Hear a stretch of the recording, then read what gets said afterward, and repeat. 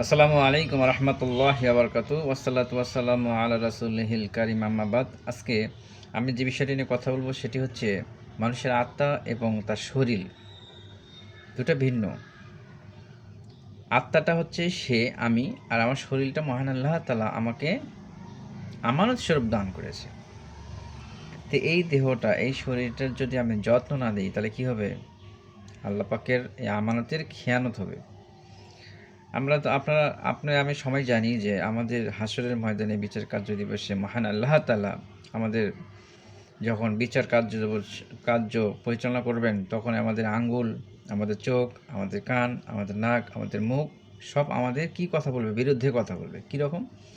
যদি আমরা সত্য করে থাকি, ভালো করে থাকি, তাহলে ভালোটা বলবে, আর যদি খারাপ করে থাকি তাহলে খারাপটা বলবে। এজন্য আমরা যে গোপনভাবে যে পাপগুলো করি, যে অন্যায়গুলো করি, এগুলো থেকে আমরা বিরত থাকবো। কেন থাকবো? যখন আমরা হাত দিয়ে কোনো কাজ করতে যাবো, খারাপ কাজ, তখন ভাবতে হবে যে হাতটাই আমার হাসরের ময়দানে আমার কী করবে? আমার বিরুদ্ধে কথা বলবে। যেমন চোখ দিয়ে যখন আমরা কোনো কিছু খারাপ কিছু দেখতে যাবো, তখন এই চোখ কী বলবে? আমার বিরুদ্ধে কথা বলবে। আর মুখ দিয়ে যখন খারাপ কিছু বলতে যাবো, তখন মুখ কী করবে? মুখ আমার বিরুদ্ধে কথা বলবে। তো এটা মাথায় রাখতে হবে যে এই শরীরটা, এই দেহটা আল্লাহ তাআলা আমাদেরকে আমানত স্বরূপ দান করেছেন, এবং আমাদেরকে হাসরের ময়দানে এনারা আমাদের বিষয়ে সাক্ষ্য দেবেন।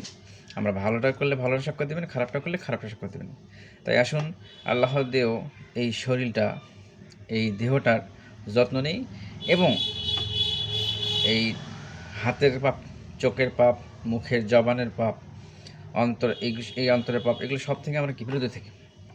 আসসালামু আলাইকুম রহমতুল্লাহি ওয়া বারাকাতুহু।